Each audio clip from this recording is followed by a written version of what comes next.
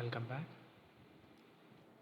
In the last class, we discussed in detail the concept of or the application of the present value factor in annuity.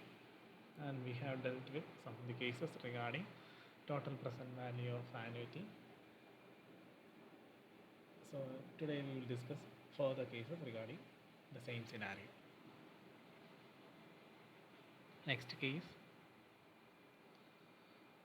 a man borrows rupees 10,000 at 9% compound interest and agrees to pay the principal and interest in 10 equal annual installments at the end of each year. Find the amount of each installment.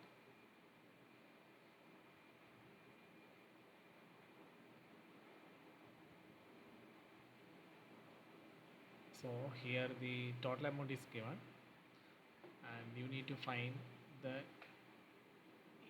annual installments that has to be paid, and the time is also given, rate of interest given. Just need to find the amount of installment. So let's extract the details given in the question. Let the amount of installments be A. Usually the variable representing the installments or the annuity is A. So let the variable be A. You can use any of the variables depending upon your discretion. For the time being, I am using A. Here the total present value or the total value is 10,000 because the man borrowed 10,000 rupees for an interest of 9%. So R is 9. So automatically I will become 0.09 and time for repayment is 10. You are asked to find the installments made. So the equation is total present value equal to A divided by I into 1 minus 1 plus I raised to minus n. So just substitute the details given in the question. Total present value 10,000 equal A, you need to find out, divided by I 0.09 into 1 minus 1 plus I is 0.09 raised to minus 10. I hope you are familiar with all these steps. Again 10,000 equal A divided by 0.09 into 1 minus 1 plus 0.09 will become 1.09 raised to minus 10. So 10,000 equal A divided by 0.09 into 1 minus 0.4224. I hope you know how this amount comes. Here the amount is 1.09 raised to minus 10. It can be dealt like this. 1.09 raised to minus 10 is known as 1 divided by 1.09 raised to 10. 1 divided by 1.09 raised to 10 means you need to multiply 1.09 10 times, you will get 2.3674.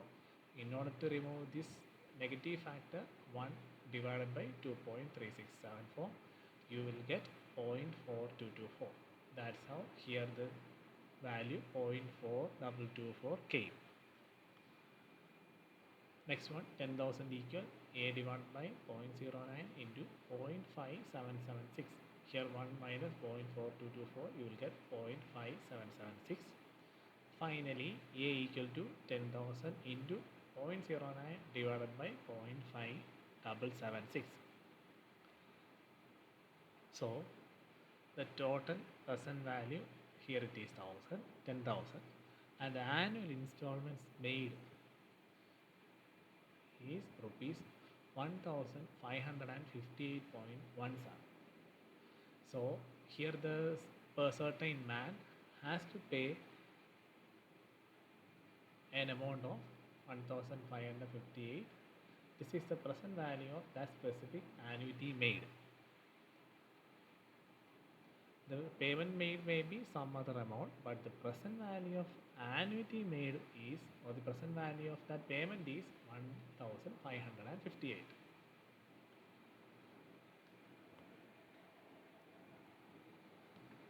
I hope you understand the concept. Just go through the question.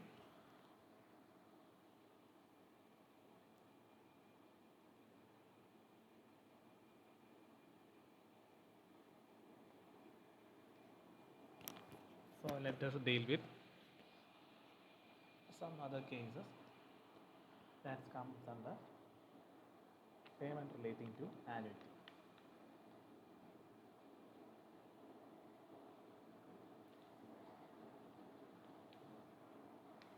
Next case,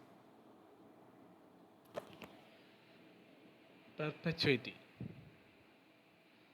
Perpetuity is a form of an annuity in which the periodic payments begin on a fixed date and continue indefinitely.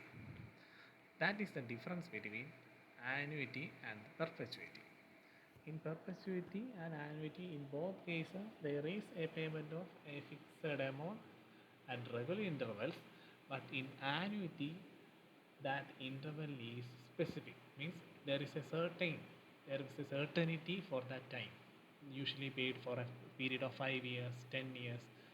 If you go through the questions which we have done, you can see that usually my payments or the deposit or lending that are made for a period of 5 years, 6 years, 10 years. Here, in that cases, the time is specific.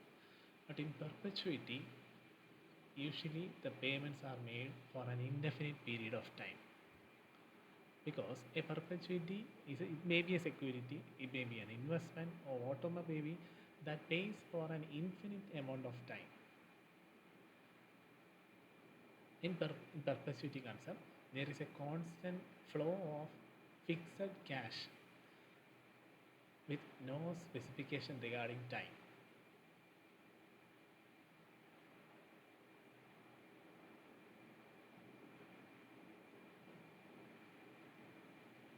Otherwise known as a never-ending stream of cash. It may be cash payments, it may be cash receipts. There will be no specification regarding when to stop the payment or receipt.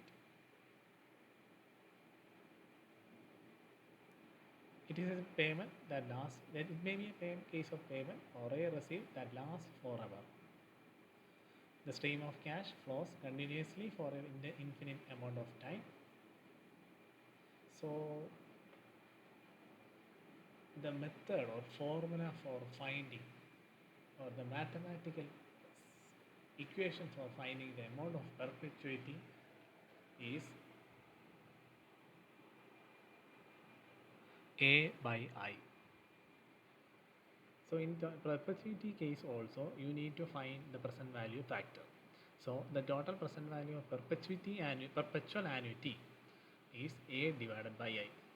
It may be a simple equation, but A divided by I. But when it comes to different scenarios or cases, there may be some alterations in these equations. That we will discuss that part in the coming sessions. So the total present value of perpetuity annuity. That is, if A is the annuity or the installments that are made, R is the rate of interest, and naturally you know what is meant by I. Then the total present value is A divided by I. Here, the annuity payable forever that we have just discussed now, there is no specification regarding the time period. It will be for an indefinite period. There will not be any specification regarding when to stop the receipt or when to stop the payment. So, a case, a man wishes to create an endowment fund to provide an annual price of ₹1,000 out of his income. If the fund is invested at 5% per annum, find the amount of this fund.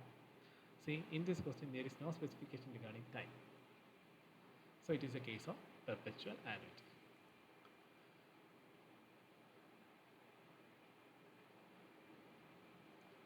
So, in the equation, it is given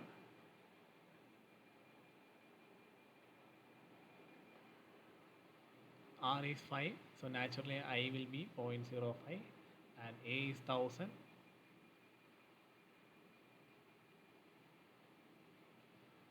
So, it is a case of perpetual annuity since there is no specification regarding the time. So, the total present value will be A divided by I. A is 1000 divided by 0.05. You will get 20,000.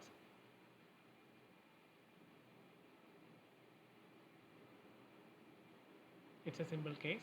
We will discuss about the further cases that comes under perpetual annuity. So just go through the cases. understand the concept, familiarize the various situations, because even though the equations seems to be very easy, depending upon the situations and cases, there will be slight changes in the equation. So familiarize each cases, understand the concept, use the equations wisely depending upon the nature of the question. That's all for today. We will discuss about the further cases in the coming sessions. Thank you.